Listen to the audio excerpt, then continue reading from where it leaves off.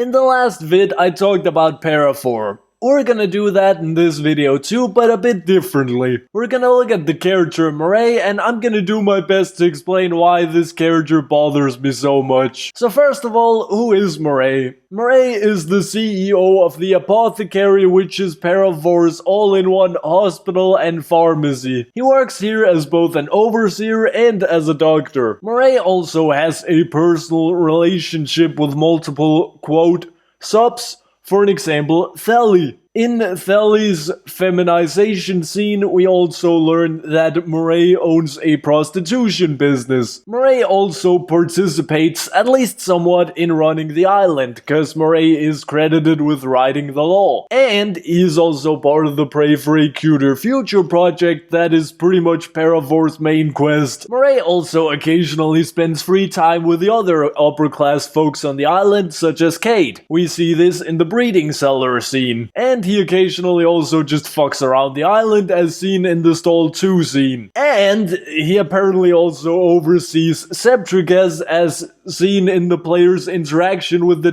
desk lady at Septricas. And he also makes music. Now I'm hoping a few sharp folks are already asking themselves, how the fuck does Marei have time to do so much shit at once? And that is my first point. For most characters in Paraphore, I can put together a basic schedule in my mind of what 1 week in their lives might look like. I have a pretty good idea of what Kemp might do in a week, or what Red might do in a week. But Marei, I have no idea. Marei is supposed to be a workaholic according to the game. Okay. But why so much different shit? And how does Marei have time to do so much different shit at once? Furthermore, the way Marei acts in various scenes makes this even more confusing. Whenever we find Marei, he's not busy, he's not in a hurry, he just sorta has time to spare. But like, how? He has like 4 different jobs, how is he not busy constantly? And furthermore, if he's never busy, then that sorta does something to our image of Marei. It's kinda hard to take him seriously as a hard-working character when more often than not we just find him fucking around somewhere. This is a point I usually feel Paraphore is pretty good at, giving the characters believable lives, but I don't know why it slipped with Marei. John, for an example, he's another character who's supposed to be hard-working, but what's different about John is that we only run into him while he's doing some sort of work-related activity. The only exception is that he attends the Scion wedding, but the Scion wedding was really just a cover for the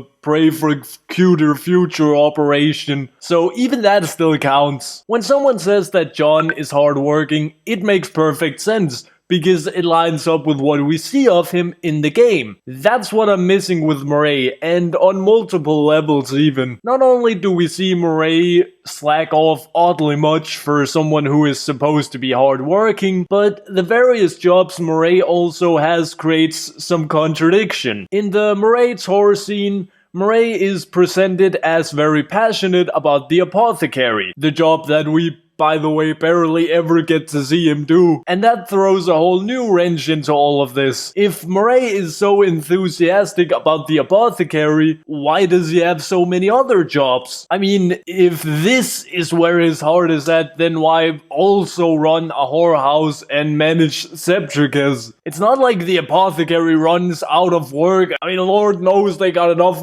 shit that needs to be done. You could make the argument that Marei is also passionate about fucking, and it would make sense for Marei to own a prostitution business and fuck a bunch of randos because of that. This is indeed shown a few times throughout the game, and that could make for a pretty interesting conflict. Is Marei most passionate about fuckery, or is he most passionate about the Apothecary? I could see potential if the game explored something like that, but the game doesn't. And that makes me even more confused if this is the case. Because why would you make a character with two conflicting sides if you're not gonna explore how those two conflicting sides clash, overlap, and come together? And besides, if Marei is about these two conflicting sides clashing, then why is there so much other stuff in his schedule, like making music and managing Septricas? Moving on from Marei's schedule, I also have a few problems with his condition and a few other things which I'll get into now. Let's start with the condition. Marei was in an experiment because lore, and here Marei became glitched. In the Truth and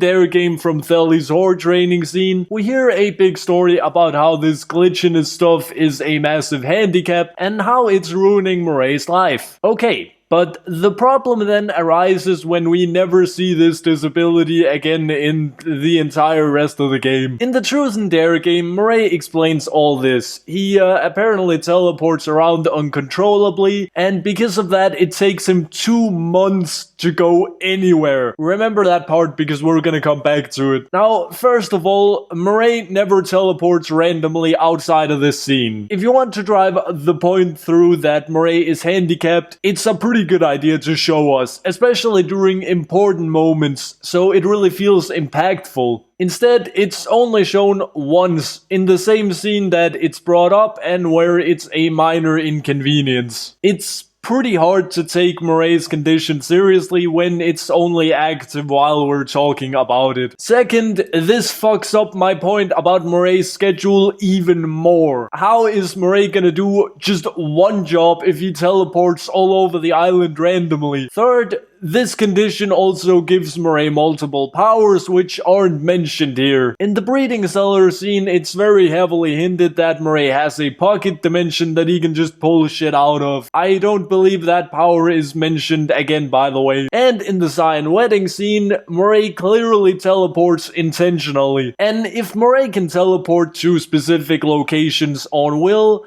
doesn't that completely nullify his teleport handicap? I mean, if he ever just teleports away somewhere in the middle of something, shouldn't he just be able to teleport right back again? We know that it clearly doesn't take Marei 2 months to go anywhere because we see him all over the island throughout the game, and we know it takes at the max 3 days for the player to move from one segment of the island to another. You might make the argument that we see Marei all over the island because he randomly teleports there, but nothing about the locations that we find him in indicates that. We find Marei in locations like the VIP section of his sister's hotel, at the end of the challenge springs, in the apothecary where he works. Even the one time where he randomly teleports in front of us, he teleports right next to the prostitution business that he owns. I've actually been theorizing whether this whole thing is just a lie and Marei has only gotten powers out of the glitch thing. It could be that he just said some shit in order to get player sympathy, but then I feel it's odd that we can't confront him about it when it's this obvious that his story doesn't add up. The last interaction over the auto-munt control network could have been a great moment to talk about this, but something like that never happened. Maybe you can make the argument that it's not Marei who's lying about it, but it's actually Munt who's misnarrating it to you for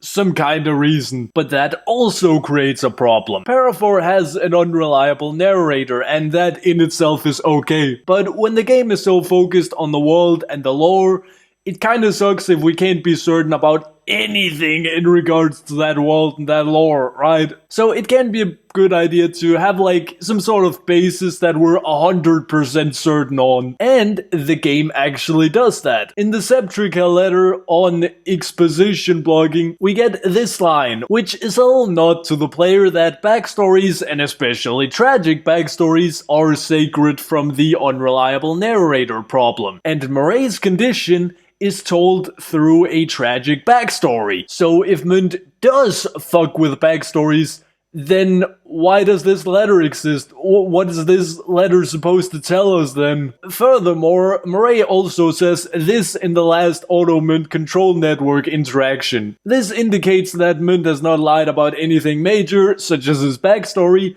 And if she had, then why did you not tell us? Now would have been a perfect time to tell us. To end with, there's a few more small oddities that I wanted to go over. The rape incident, the apothecary tour, and the leather stockings. The rape incident is exactly what it sounds like. There's a scene in Junk City where Marei kidnaps the player, drugs them, and then tells you that even if you skip this part, he's still going to rape you. Then the whole thing gets swept under the rug afterwards and it's never brought up again. But like, first of all, rape is illegal on the island, and in fact one of the first forms of government on the island came in form of an anti-rape police. And Marei, of all people, should know this because he wrote the law. Second of all, you can't just have a character rape someone and then not bring it up again. And especially not when you choose to put that same character up on a pedestal as a good person later in the game. That leads me to the next point, the apothecary tour. Marei gives us a tour of the apothecary, and along the way we run into trouble.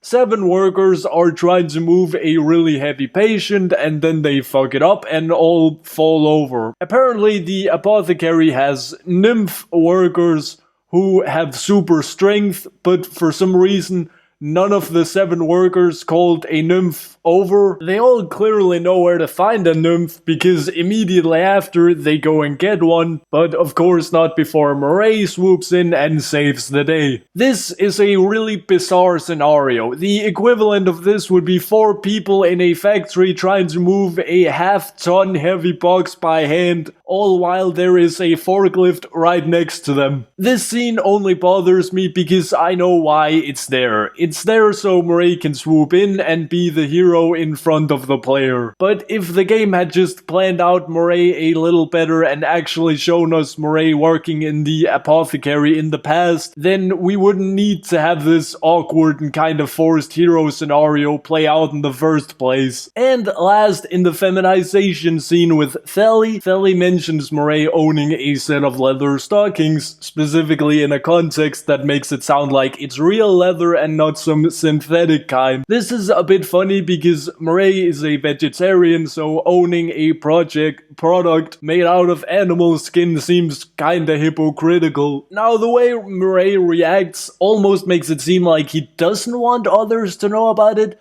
so it might be this is actually intentional, and in that case, that's kinda interesting. Still, this one could go both ways, and it was too interesting not to mention. And that's it, that's my big critique on Marei. I would like to note that I did see some similar contradictions other places in Para, but to a significantly smaller degree. Marei was by far where I thought that things felt really off, but for an example, in the Truth and Dare game, some expressed a far greater curiosity for a bunch of stuff that I feel like he doesn't do in the rest of the game. Like, he mentioned being interested in humans and in Marei's condition, but in the rest of the game I didn't feel like he was very curious and explorative in the same way. Anyway, I hope this was interesting. If you have a different take on some of the stuff I went over, do post a comment. I read pretty much everything. That it, eat your vegetables.